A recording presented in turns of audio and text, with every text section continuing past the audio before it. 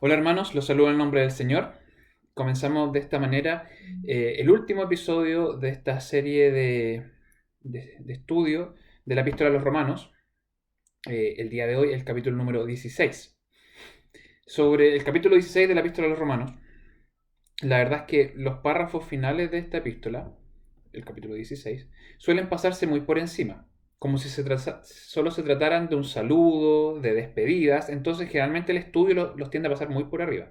Sin embargo, este capítulo tiene un gran contenido, que es el del ejemplo de una vida cristiana en comunión y mutua dependencia con el resto de los hermanos, con un corazón agradecido y gozoso de esta comunión. Un ejemplo que Pablo nos muestra a través de su propia vida y que complementa muy bien la serie doctrinal que ha sido esta epístola.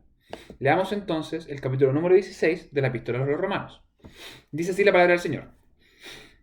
Encomiendoos, empero, a Febe, nuestra hermana, la cual es diaconisa de la iglesia que está en Cencreas, que la recibáis en el Señor como es digno a los santos y que la ayudéis en cualquier cosa en que os hubiere menester, porque ella ha ayudado a muchos y a mí mismo. Saludad a Priscila y Aquila, mis coadjutores en Cristo Jesús, que pusieron sus cuellos por mi vida, a los cuales no doy gracias yo solo, más aún todas las iglesias de los gentiles. Asimismo a la iglesia de su casa, saludada a Epéneto, amado mío, que es las primicias de Acaya en Cristo. Saludad a María, la cual ha trabajado mucho con vosotros. Saludad a Andrónico y a Junia, mis parientes y mis compañeros en la cautividad, los que son insignes entre los apóstoles, los cuales también fueron antes de mí en Cristo. Saludad a Amplias, amado mío en el Señor. Saludad a Urbano, nuestro ayudador en Cristo Jesús, y a Estaquis, amado mío. Saludad a Apeles, probado en Cristo. Saludad a los que son de Aristóbulo. Saludad a Herodión, mi pariente. Saludad a los que son de la casa de Narciso, los que están en el Señor. Saludad a Trifena y Trifosa, las cuales trabajan en el Señor. Saludad a Pérsida, amada, la cual ha trabajado mucho en el Señor. Saludad a Rufo, escogido en el Señor, y a su madre y mía.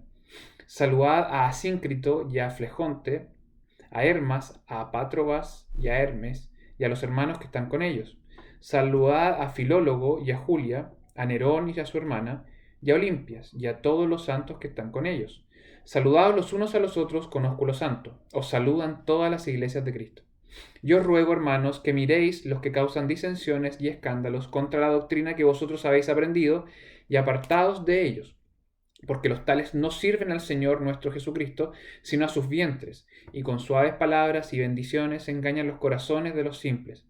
Porque vuestra obediencia ha venido a ser notoria a todos, así que me gozo de vosotros, mas quiero que seáis sabios en el bien y simples en el mal.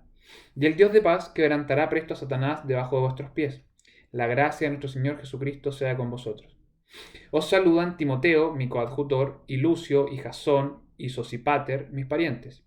Yo, Tercio, que escribí la epístola, os saludo en el Señor. Saludaos, Gallo, mi huésped, y de toda la iglesia. Saludaos, Erasto, tesorero de la ciudad, y el hermano Cuarto. La gracia del Señor nuestro Jesucristo sea con todos vosotros. Amén.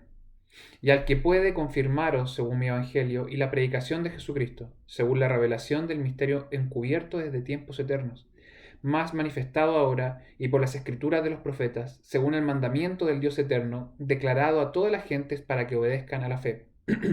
Al solo sabio, al solo Dios sabio, sea gloria por Jesucristo para siempre. Amén. Añade finalmente, enviado por medio de Febe, diaconisa de la iglesia de Cencreas. El capítulo número 16 de Romanos, el último capítulo de esta hermosa, hermosa epístola, comienza así. Encomiendos, empero, a Febe, nuestra hermana, la cual es diaconisa de la iglesia que está en Cencreas, que la recibáis en el Señor como es digno a los santos, y que la ayudéis en cualquiera cosa en la que os hubiere menester, porque ella ha ayudado a muchos y a mí mismo.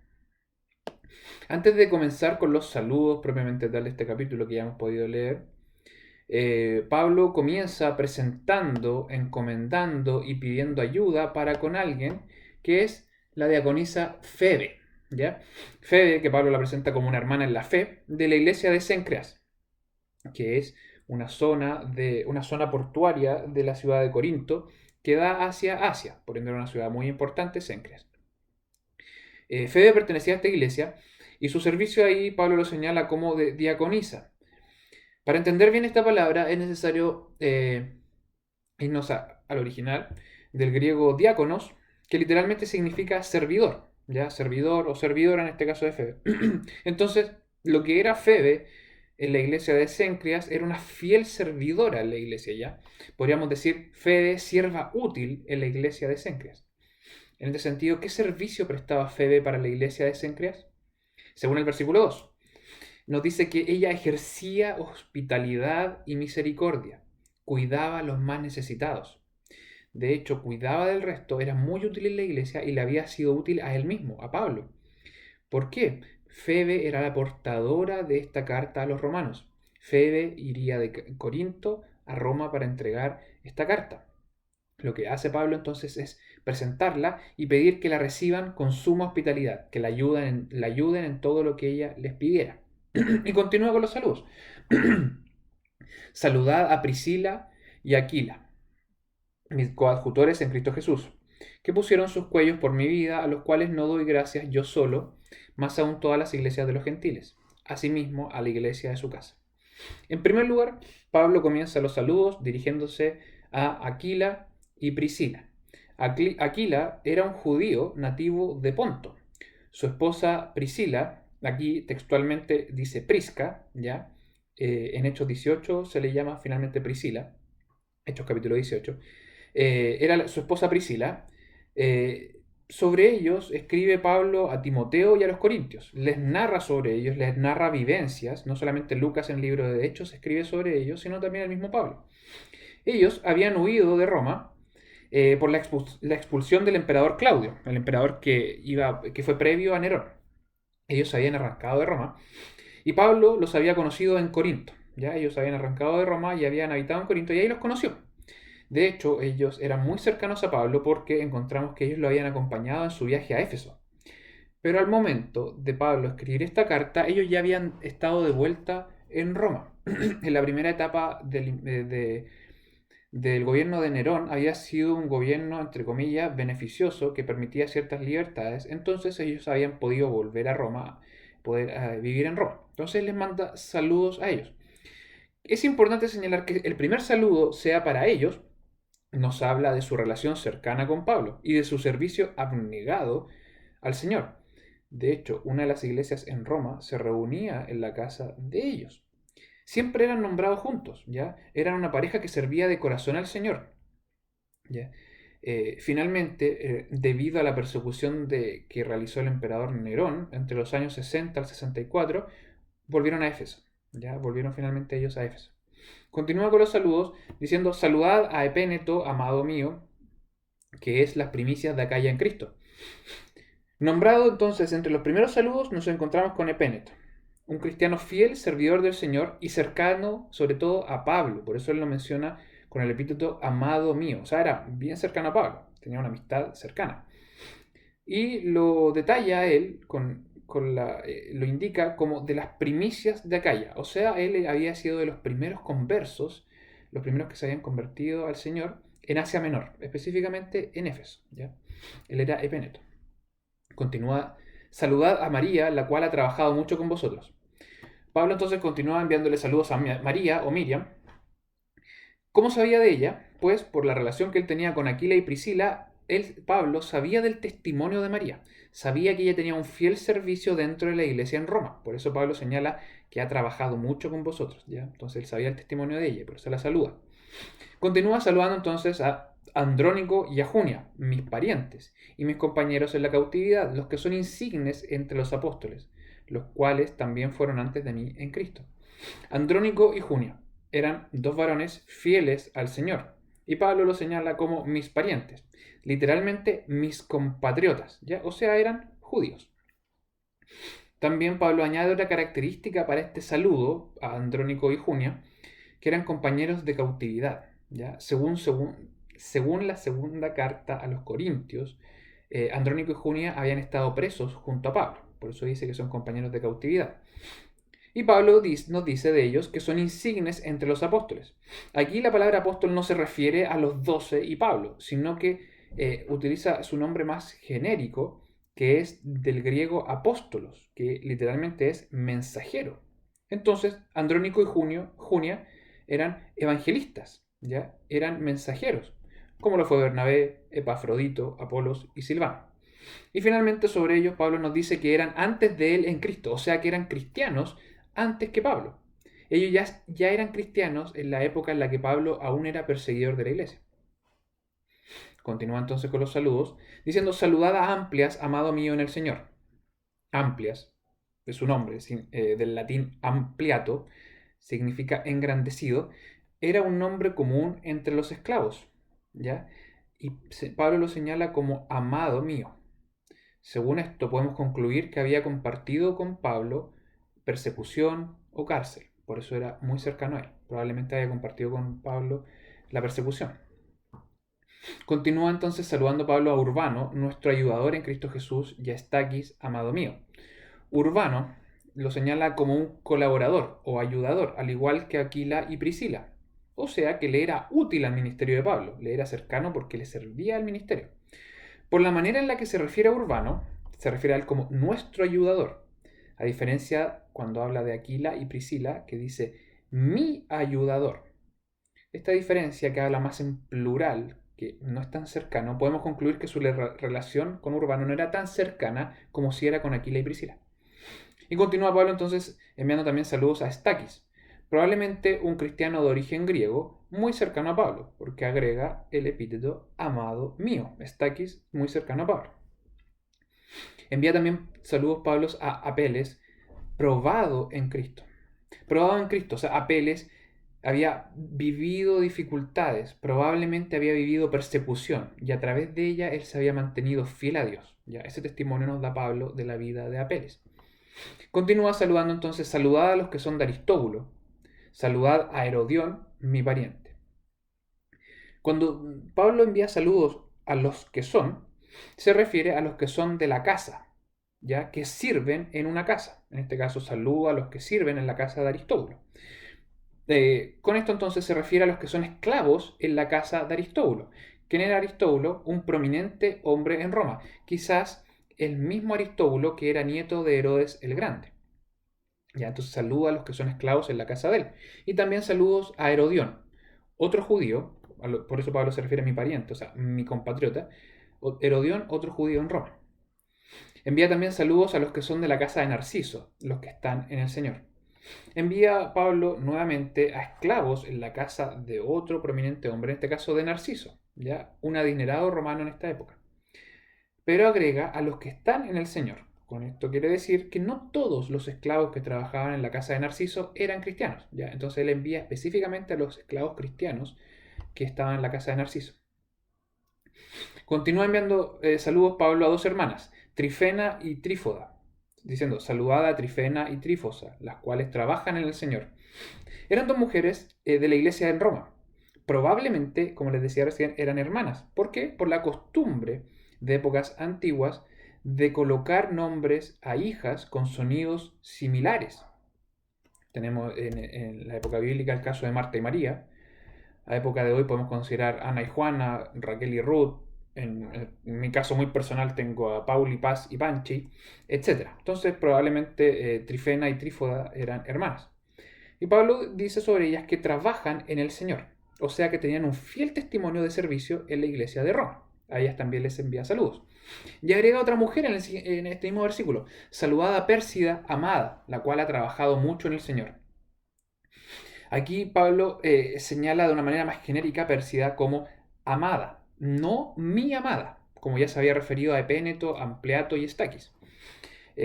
Cuando dice la amada y no mi amada, probablemente se refiere a esto con que era objeto del amor de Dios y por toda la congregación. Por eso se refiere a ella como la amada. Por toda la congregación la amaba. ¿Y qué nos dice de ella? La cual ha trabajado mucho en el Señor. Notemos el paralelo entre Trifena y Trifosa con Pérsida. Trifena y Trifosa, las hermanas, Pablo nos dice de ella que trabajan en el Señor. En cambio, Pérsida ha trabajado en el Señor. ¿Qué nos dice esta utilización verbal, este uso verbal que hace Pablo? Probablemente que Pérsida estaba en una edad avanzada y su trabajo ya no era tan pleno. Entonces habla en un sentido como ha trabajado, más en pasado. La enseñanza aquí que nos deja Pablo es que quienes han dedicado su vida al Señor merecen honor y su trabajo no debe ser olvidado, como el caso de Pérsida. Continúa entonces, saludad a Rufo, escogido en el Señor, y a su madre y mía. ¿Quién era Rufo? Probablemente el mismo del que escribe Marcos, cuyo evangelio, recordemos, iba dirigido a los romanos. ¿Quién era Rufo entonces del que escribió Marcos? El hijo de Simón Cireneo, el que cargó la cruz de Cristo, recuerdan. Quizás este evento llevó a Simón, el cargar la cruz de Cristo, llevó a Simón y su familia a convertirse al Señor. Probablemente a este Rufo se refiere Pablo. Y también envía saludos a su madre. Y Pablo lo hace más personal diciendo y mía. Probablemente la mejor forma de entender esto es que Pablo dice, la madre de Rufo, o sea, la madre de Rufo ha sido como una madre para mí. Probablemente en algún momento de los viajes de Pablo, la madre de Rufo había sido tan hospitalaria con Pablo que había llegado a un nivel casi materno. ¿Ya? Por eso dice que la madre de Rufo es como una madre para mí. Continúa el versículo 14. Saludad a Asíncrito y a Flegonte, a Hermas, a Patrobas, a Hermes y a los hermanos que están con ellos. Pablo saluda a varios hermanos con nombre y apellido. O sea, digo con nombre y apellido, pero con nombre. Asíncrito, Flegonte, Hermas, Patrobas y Hermes. Cuando los nombra directamente es porque eran conocidos, eran cercanos de Pablo. Pero también agrega saludo a varios hermanos, a los hermanos que están con ellos. O sea, al resto de hermanos que se reúnen con ellos en la iglesia hogar. ¿Ya? Ellos no tenían estructuras de iglesias grandes, sino que se juntaban en hogares de a poquitas personas. Cuando hablamos, recordemos, de la iglesia en Roma, hablamos de los numerosos grupos, pequeñas iglesias hogar que habían en Roma. Esta es una de ellas. Continúa el versículo 15, entonces saludad a Filólogo y a Julia, a Nereo y a su hermana, y a Olimpias y a todos los santos que están con ellos. Probablemente Filólogo y Julia era un matrimonio que servía en la casa del emperador, ya ese era el trabajo de ellos. Y cuando Pablo saluda también a Nereo y su hermana, nos indica que muy probablemente Filólogo y Julia eran un matrimonio y Nereo y su hermana eran hijos de ellos, era una familia. Y también Olimpas y todos los santos que están con ellos. Este grupo, compuesto por Filólogo Julia, sus dos hijos, Olimpas y todos los demás hermanos, recordemos cuando los dice con nombres porque tenían alguna relación con Pablo y cuando menciona de forma más genérica es porque él incluye al resto, todos ellos formaban otro grupo hogar que se juntaban en la casa de Filólogo y Julia, otra iglesia hogar. Concluyendo Pablo esta sección, dice, a todos los que saludados, saludados los unos a los otros con ósculo santo. ¿Qué es el ósculo santo? El ósculo santo era una costumbre que tenía la iglesia primitiva. Un beso en la mejilla con la que se saludaba a los hermanos en la iglesia primitiva. Según esto nos escribe Clemente de Alejandría, Justino Mártir y Tertuliano, cristianos prominentes de los primeros siglos de la iglesia primitiva. Según ellos, el ósculo santo o ósculo de la paz, era una práctica común de la iglesia primitiva. Generalmente lo hacían al iniciar o finalizar el culto. A día de hoy ustedes los pueden encontrar más similar cómo esta costumbre de la iglesia primitiva ha ido evolucionando a convertirse a algo, no sé si la conocen ustedes, en la práctica de la iglesia católica, que es darse la paz. Pues bien, de aquí viene esta tradición, el ósculo de la paz. Lo importante de este beso es que debía ser una expresión de afecto. Las únicas 3 veces en la Biblia que se menciona esto, este beso, este tipo de beso como saludo, es en Lucas 7, en la que, según Cristo, este debe ser una expresión de afecto. También se menciona en Lucas 22, cuando le dice Cristo a Judas, de que con un beso lo había traicionado. Por ende, un beso, el ósculo santo, debía ser sincero, no como el beso de Judas a Cristo.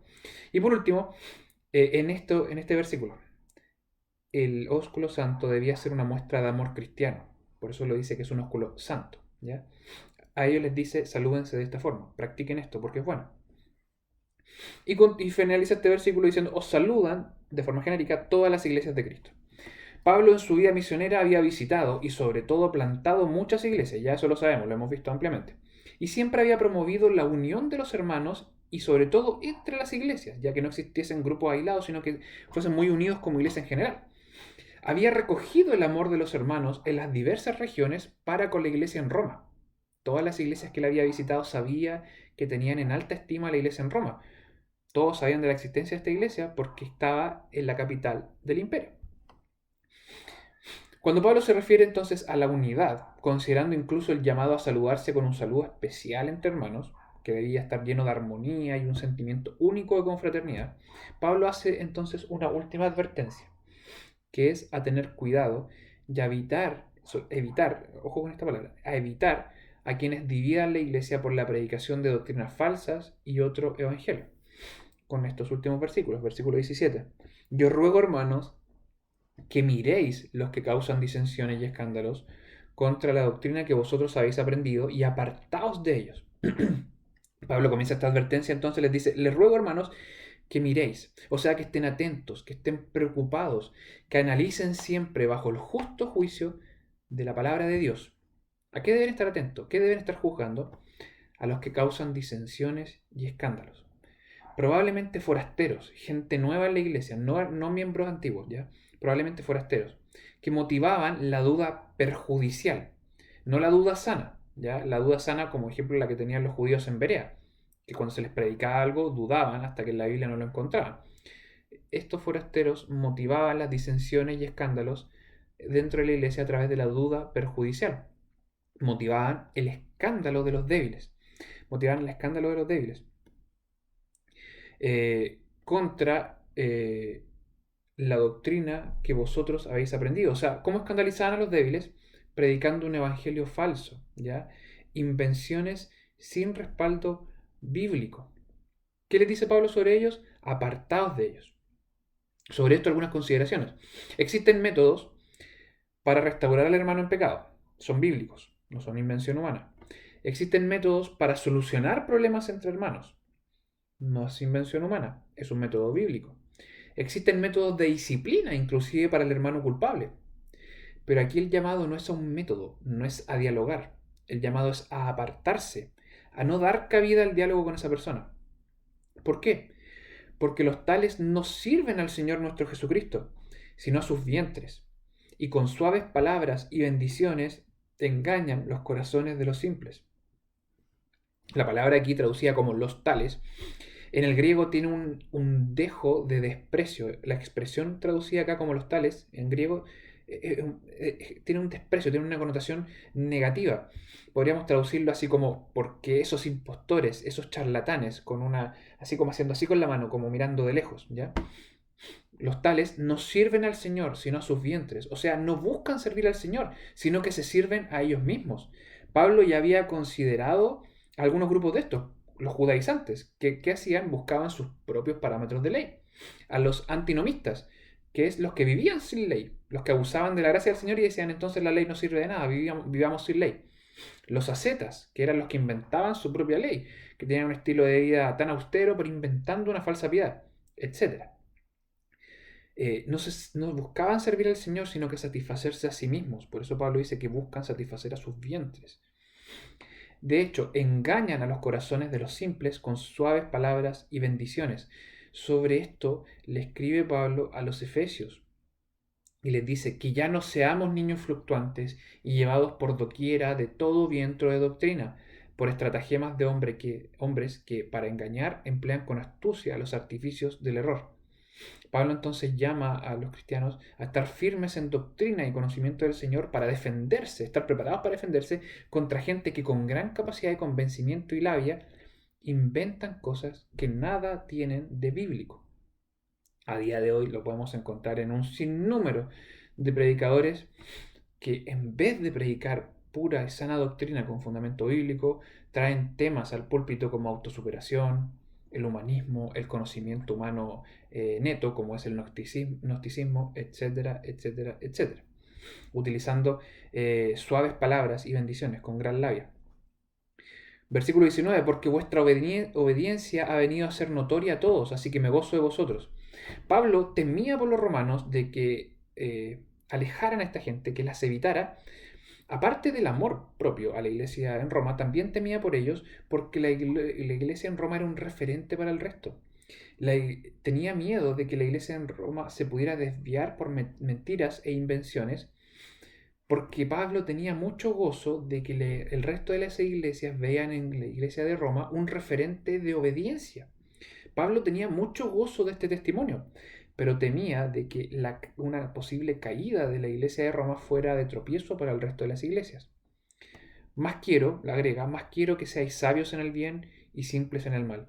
Entonces, ante este temor que tiene Pablo, les hace un llamado tierno, desde la experiencia, sumamente sabio.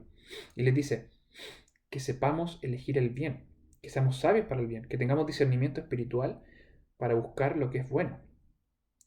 Y en contraposición, simples en lo malo, o sea, no mezclarnos con cosas que sean desagradables ante los ojos de Dios. Cerrando un poco esta sección, y el Dios de paz quebrantará presto a Satanás debajo de vuestros pies. Según esto, siendo sabios entonces sobre elegir el bien y alejarnos del mal, Dios nos dará la victoria. ¿Ya? Eh, Pablo confiaba en esto, Pablo sabe que esto es verdad y le transmite este sentimiento a la iglesia. Dios nos dará la victoria. De hecho, aplastará a Satanás, porque la victoria siempre es de Dios. Satanás no se puede oponer a Dios. No existe esa fuerza opositora a Dios, porque Satanás no tiene nada que hacer contra Dios. Satanás es simplemente un ministro, como toda la creación, a los pies de Dios. El Señor dice que el Señor a través de Pablo les dice, porque el Señor aplastará presto a Satanás. ¿Ya? La victoria del cristiano por Dios sobre Satanás es continua. Eso es una verdad y Pablo habla de ella. Pero este versículo específico lo que hace referencia es a la victoria final de Cristo en su segunda venida por sobre Satanás. ¿Ya? Él lo aplastará pronto. ¿Ya? En la segunda venida del Señor, la derrota de Satanás va a ser definitiva. Pablo finaliza esta última advertencia con una bendición clásica apostólica. La gracia del Señor nuestro Jesucristo sea con vosotros. Que la gracia, o sea, el favor, la bendición enmerecida de Dios, del Señor nuestro Jesucristo. Porque recordemos que tenemos un mismo Señor, somos un mismo pueblo. La iglesia en Roma, la iglesia en Corinto, la iglesia en Éfeso, la iglesia de Pablo, la iglesia de Pedro, la iglesia de Filadelfia, etc. La gracia de Dios solo llega a nuestras vidas por el sacrificio de Cristo que cubre nuestros pecados. ¿Ya? Por eso esta bendición hace énfasis que la gracia es del Señor nuestro Jesucristo. Sea con nosotros.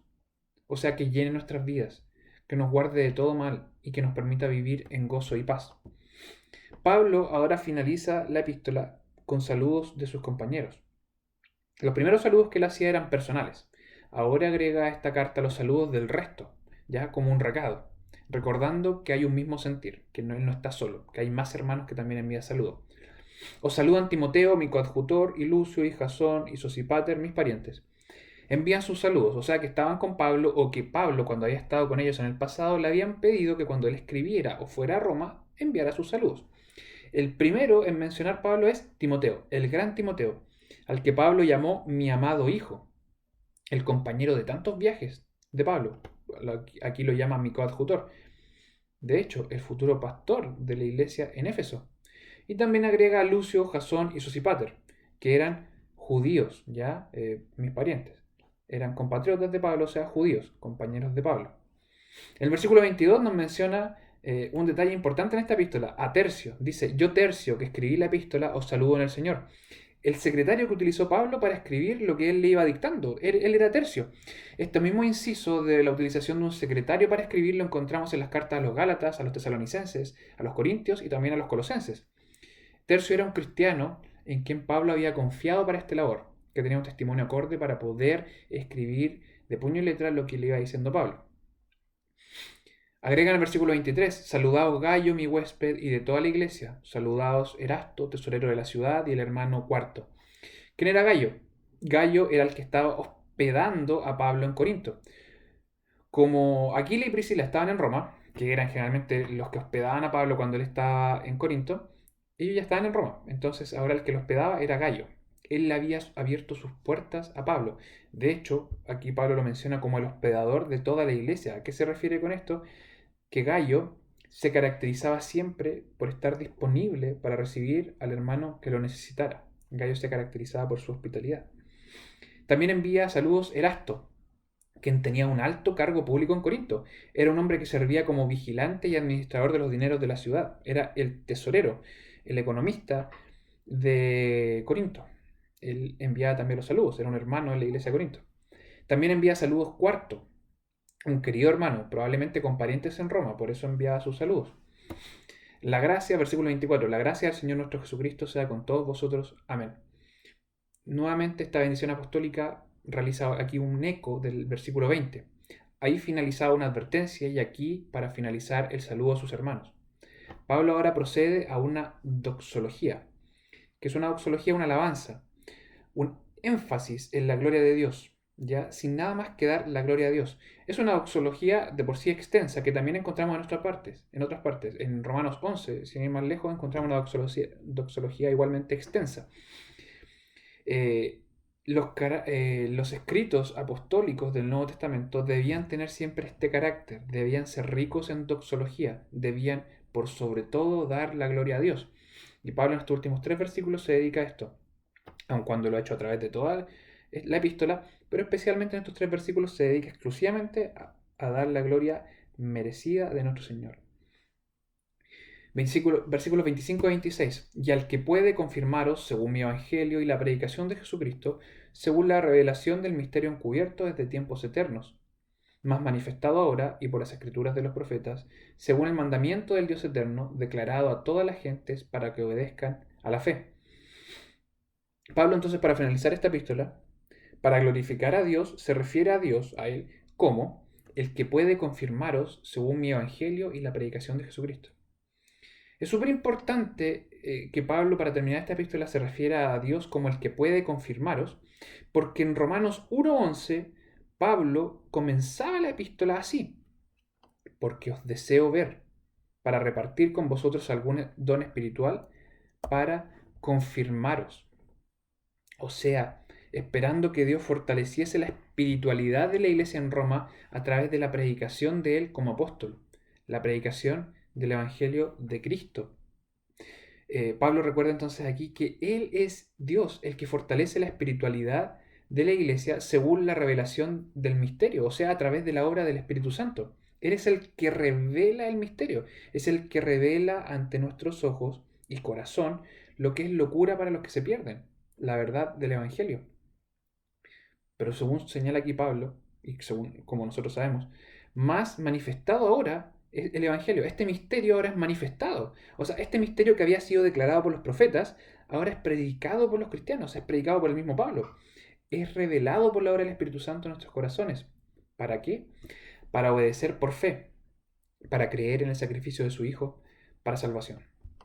Pablo entonces finaliza este capítulo y la epístola, versículo 27.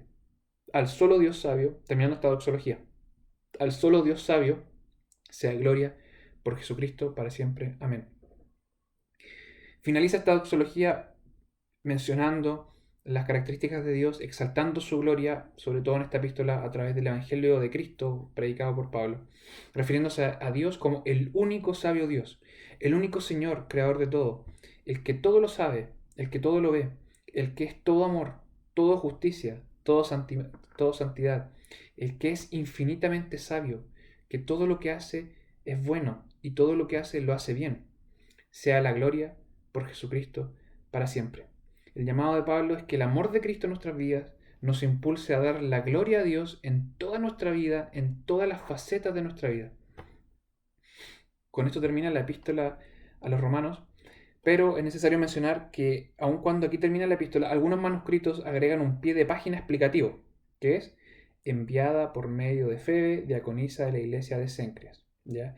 Este pie de página que ya habíamos analizado en los primeros versículos de este capítulo, que es Febe quien iba a ir de Corinto a Roma para llevar esta carta. Aquí finalizamos, hermanos, el estudio de la epístola a los romanos verso por verso. La epístola a los romanos es en sí una carta cargadísima de doctrina cristiana, como lo hemos podido ver. Pablo, como apóstol, Pablo explica y fundamenta gran parte de la doctrina cristiana. De hecho, en el canon bíblico es colocada luego de los evangelios y el libro de los Hechos de los Apóstoles por su importancia para la iglesia. Es una carta que todo nuevo cristiano, todo cristiano nuevo y antiguo, pero sobre todo los nuevos, debería estudiar. Luego de los evangelios es fundamental su lectura y estudio en profundidad. Tanto así, como lo mencionamos en la introducción a esta epístola, Martín Lutero no solamente recomendaba leerla y estudiarla en profundidad, sino que incluso recomendaba memorizarla. Según esto, aun cuando terminamos el estudio de esta epístola por verso, más allá de un estudio exhaustivo, si Dios quiere, la próxima semana comenzaremos una serie de estudio transversal, Recorreremos la doctrina enseñada por Dios a través del apóstol Pablo en esta epístola. Veremos temas específicos sin considerar el orden en que fueron expuestos en esta carta. Por eso digo que son temas transversales, que puede estar en el capítulo 1, capítulo 15, 13, 12, algunos versículos acá, pero son doctrinas transversales que son desarrolladas en Romanos. No lo veremos verso por verso. Veremos temas, si Dios así lo quiere, como la justificación por la fe, la imputación de justicia, la carga del pecado original, la santidad de Dios, la predestinación para salvación y condenación, la gracia de Dios y la iglesia como un único pueblo, entre otros temas. Les agradezco, hermanos, por haberme acompañado en esta serie de estudio verso por verso. Espero en el Señor con mucha humildad que haya sido de utilidad para sus vidas. Recuerden depender siempre del Señor en oración, sabiendo de que todo conocimiento humano es vano y ante el Señor como trapos de inmundicia, si no es para su gloria y si no es sobre todo para practicarlo, porque el Señor nos dice que no quiere que seamos solo oidores, sino que realmente esto nos mueva a ser mejores cristianos, dar gloria realmente a Él, amar a nuestro prójimo, predicar el Evangelio y sobre todas las cosas dar gloria a Dios. Que el Señor los bendiga, señor, queridos hermanos, y si Dios así lo quiere, nos encontramos la próxima semana. Que estén muy bien.